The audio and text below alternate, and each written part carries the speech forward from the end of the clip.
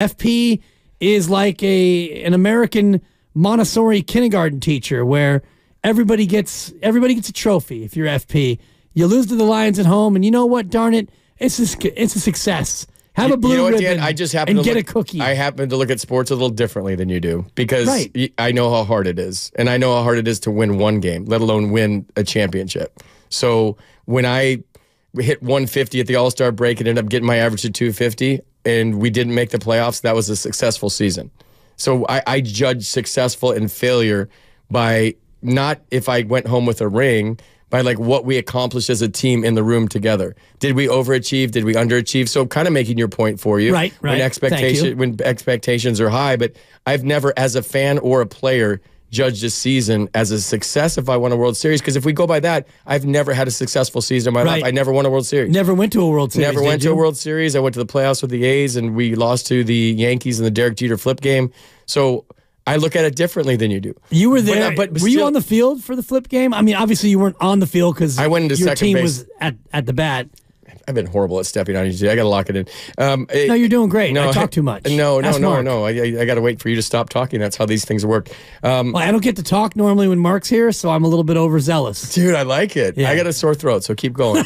I went in that game late. I should have pinch run for Jeremy Giambi, as the story goes. Eric Burns and I were down at one end of the dugout looking at Art Howe on the other end and saying, Art, which one of us is running for Jeremy? Because Jeremy had a pulled hamstring. His hamstring was blue, yellow, red, green, every color you could imagine. It looked like he got attacked by a great white shark. Box of Fruit Loops. And I was like, why is he even running right now? And then Terrence Long hit the ball down the corner. We know how it came out. But Burns or I would have been high-fiving our teammates by the time Jeter flipped that ball. Wow. Jeremy was slow to start with. God rest his soul. He was slow to start with, but then he had a pulled hamstring on top of it. So we were on red alert to pinch run for Jeremy the whole game. And here comes late in the game, in a huge game, in a close game against the Yankees. Oh my God. We're up 2-0 in the series. We won both games in New York. We come back to the Coliseum. It's rocking. And we know that Jeremy's playing wounded. And one of us is running, but Art didn't pull the trigger. I love Art.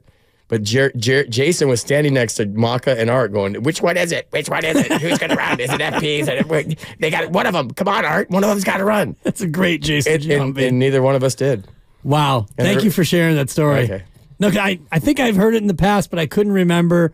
And, man, you and Burns, how much fun were you guys having down the end of the dugout? We had fun. That team, we had fun. Yeah. That was Motley Crue meets baseball. Let's go back to the phones. Paul, I tried to get you on before, but Grandy blocked me appropriately. So now, Paul, the floor is yours. What happens if they lose on Sunday, Paul? Tell FP.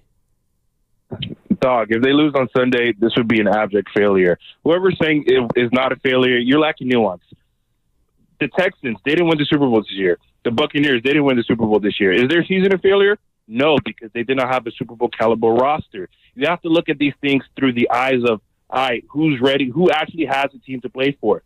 The Chiefs do, the Ravens do, and especially the Niners do. With the hubris that Niners fans walk and talk around all day long, if we don't win the Super Bowl, it's going to be a failure. Because at some point, always the bridesmaid, never the bride. I've been watching football since 2012. If they lose now, that's going to be, 4 NFC Championship losses and 2 Super Bowl losses? I mean, come on. We got to get it done. We can't clown the Cowboys, but then if we don't win, they would have won a Super Bowl more recently than us. It doesn't work like that. Thank you, Paul. I appreciate it. The Bills season isn't a failure then? The Bills season is a failure. Again, the Bills season is a failure. And it's a failure because they had a home game and they had a great chance to win that game. They should have won that game, and they didn't. They got gifted a turnover on a rule that probably is going to get changed, even though I love the rule.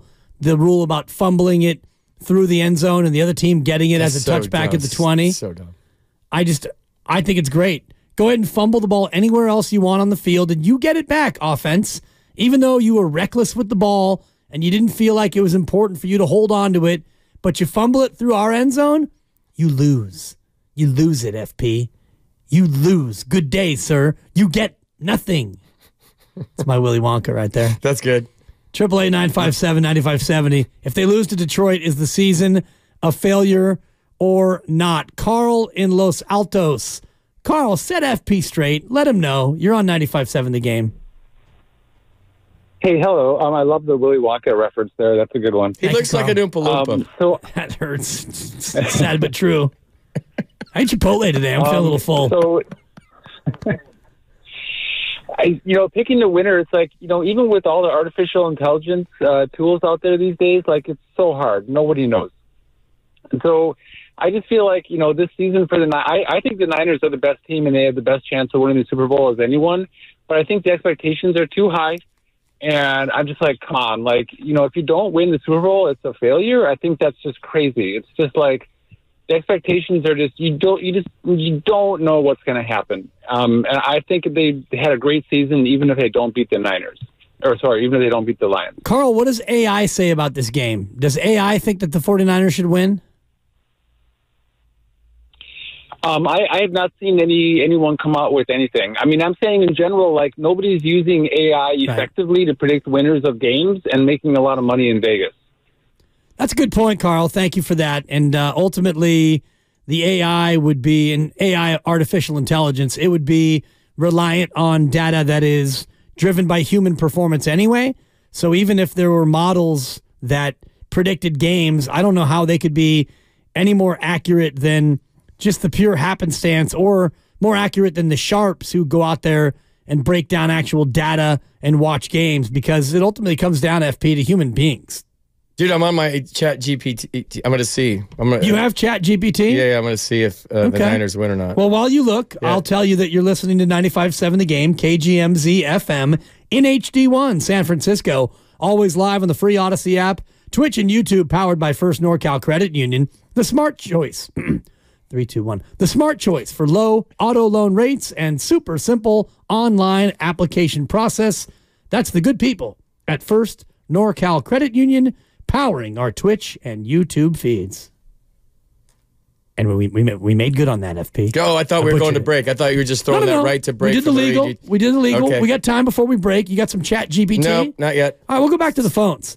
Is it a failure of a season, or is it a success still if the Niners lose to the Lions on Sunday? 888-957-9570. We'll go to Carrie in Scottsdale.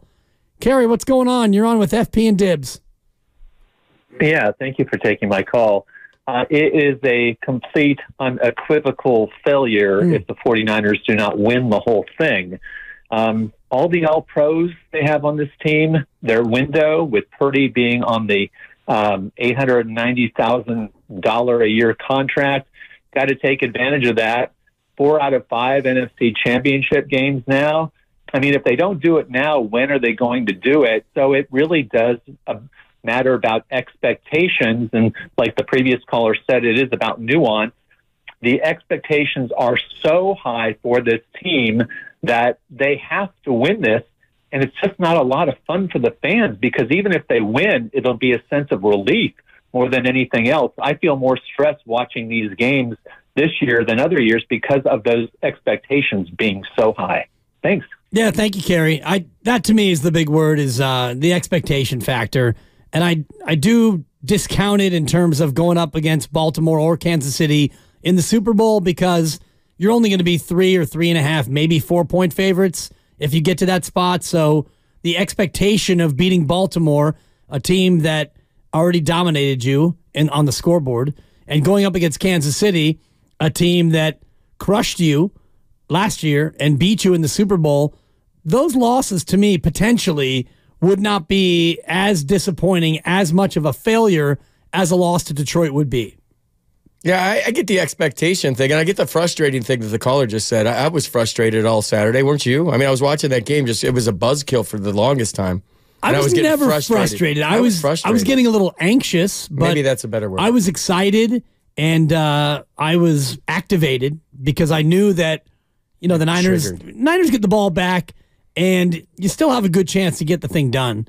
I never felt like the game was out of their hands, even though they were trailing, and they still trailed, and then they trailed some more.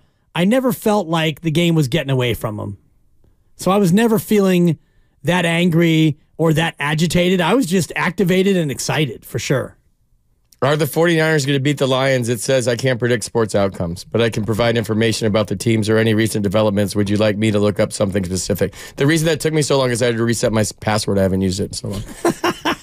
So you had to reset the password, and basically what we got is AI cannot predict. Dude, my son has a friend that has moved through a corporation like gangbusters, and he knows nothing about that corporation using AI assistance for his emails and learning through AI about said corporation, and has gone from like, I don't know, the mailroom to like way up high in like a year.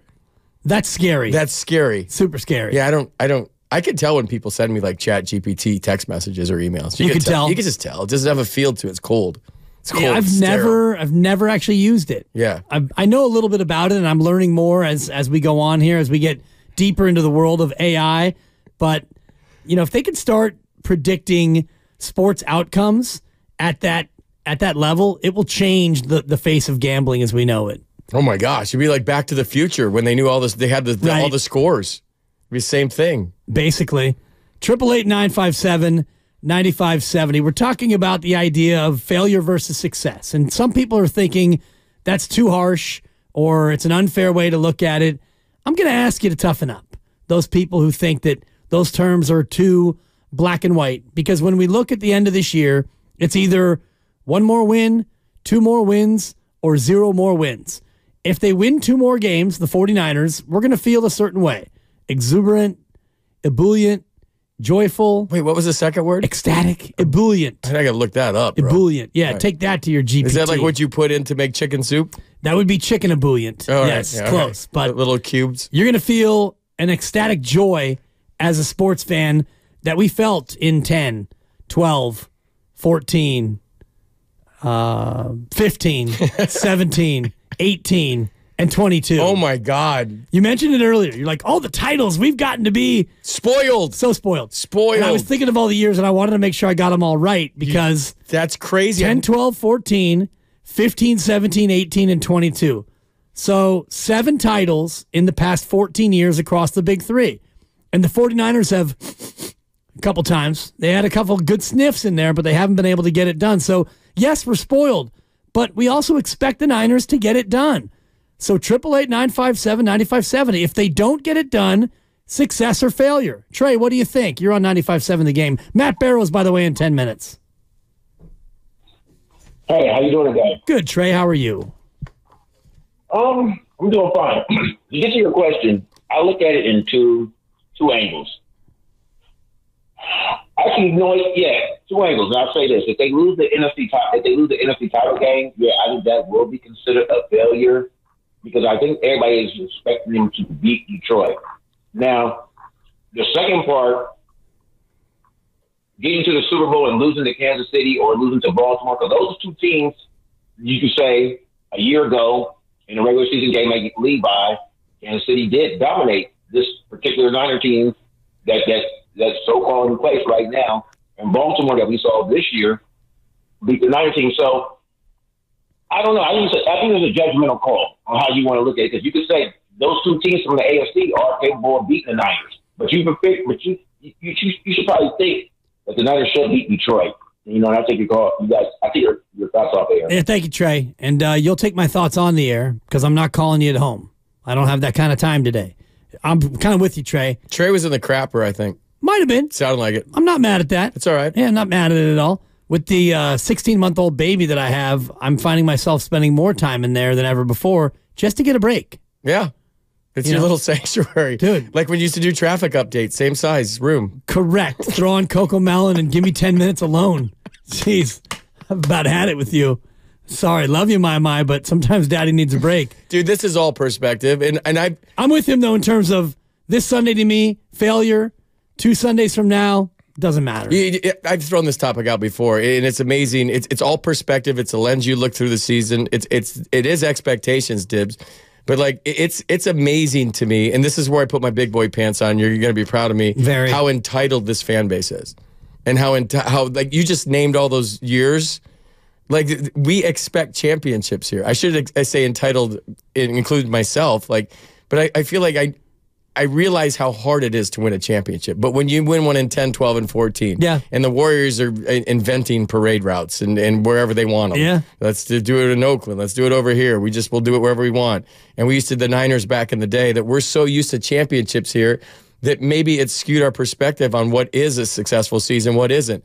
The Lions have already had a successful season no matter what happens. Exactly. The Cowboys, their season was a failure. It depends on the fan base and what you've achieved as a fan base and your expectations. Exactly. But like sometimes the most dangerous thing is creating expectations with the fans. So when you get a taste of a championship, it's like the best drug you've ever had. We all love to win. We all love to go stand on Market Street. Market Street's crap until one time a year when there's a parade. It's the best that Market Street can ever look. Like, unless back in the days when it had the horses and buggies and stuff, then it was pretty. Right now, it's crap. So parade makes Market Street look good. And we're used to those parades, and we want those parades, and we want that feeling again. We want to replicate that feeling any way we can. We want that drug. But that drug, when you're on the other side of it, you look at it differently. You love to win. You expect to win. You don't expect to lose. So if I had to do it over again, I would celebrate the wins more, because you just got to a point where you were supposed to win, and when you didn't win, you got pissed and you hated to lose. But like winning one game at the highest, one game is the hardest thing in the world. Just one game. And to go through the course of a season, and I have no idea what it's like to play 17, 18, 19, or 20 football games, and what it does to your body, what it does to your psyche, what it does to your mental toughness, your physical toughness, your career after. And I just don't know what that's like. So I judge seasons differently based on knowing how damn hard it is. So if the Niners lose to the Lions on Sunday, that's sports, bro. That's the way it goes. I never went home happy from a season in my career. Played 14 years. Every one of those seasons was a failure? No, because you know how hard it works. You know the time you put in. You know how the emotion you put in. The emotion you put into being a good teammate. The emotion you put into being excited, enthusiastic for your teammates. The hard work you put in to be successful, to help your teammates win. And then if it all falls apart and it's crappy, guess what? It's crappy for every single team in every single sport except for one every year. So I don't judge. I'm not going to sit here on my high horse and say if the Niners lose to the Lions on Sunday, it's a failure. I'm not going to get on my high horse and say if they lose to the Ravens in the Super Bowl that it's a failure. Do we all want a championship? Yes. But damn it, if you live in a lot of other towns and a lot of other cities, which we don't, championships are so hard to. The Cubs won their first one in 108 freaking years, bro. They're hard to come by. But they're not around here apparently. Championships grow on trees. You just go pick one. Well, they set the bar this year by being good. So the bar is set by being good. They've been good for a while. Right, and they've been good for 3 years. 3 straight years in the championship game for the conference. So now you got a healthy roster, an MVP caliber quarterback, that beautiful laminated play sheet that's double-sided and 4-point font, and everything's going your way, and you got a home game against an upstart team. Win the damn game. And that was a cute monologue and a beautiful soliloquy about the blood, sweat, and tears, and I appreciate all that. But as a fan, I expect that. Now I want to win. So go out there, bring home the bacon, get me a win. If not, I'm going to feel like it was a failure. All that time I invested clapping my hands and slipping my hand into that foam finger. It's so hard. You know how hard it is to be a fan and have to commute to these games and have to get liquored up each and every Sunday? It's hard. That's not easy.